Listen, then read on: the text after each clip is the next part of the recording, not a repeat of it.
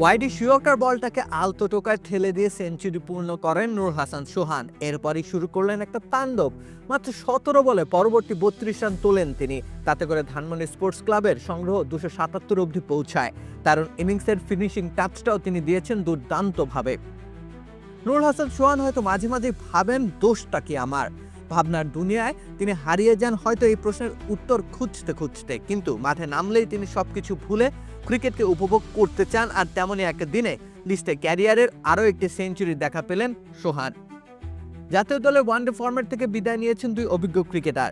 মুশফিকুর রহিমের like to like বিকল্প হতে পারতেন নূর হাসান সোহান। উইকেট রক্ষণে তিনি বাংলাদেশের অন্যতম সেরা, সেটা সবারই জানা।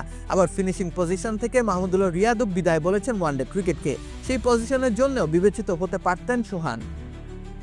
কিন্তু কোনো এক অদ্ভুত কারণে সোহান নেই কোনো প্রকার আলোচনায়। তাকে কেউ রাখছেই না ভাবনাতে।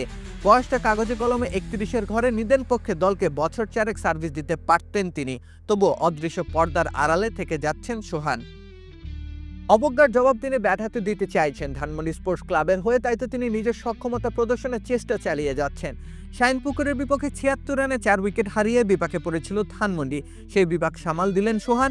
১১৪ বলের একটা সংগ্রামী শতক আদায় করেন তিনি। শতক হাঁকানোর পর অবশ্য নিজেকে আটকে রাখেননি।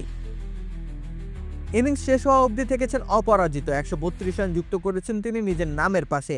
একই দিনে তিনি দেখালেন ইনিংসের হাল ধরা আর আগ্রাসী ব্যাটিং, দুটো কাজেই সোহান সমান পারদর্শী। তবুও কি জাতীয় দলের ভাবনাতে তিনি আসবেন না? রাকিব হোসেন রুম্মান, খেলা ৭১।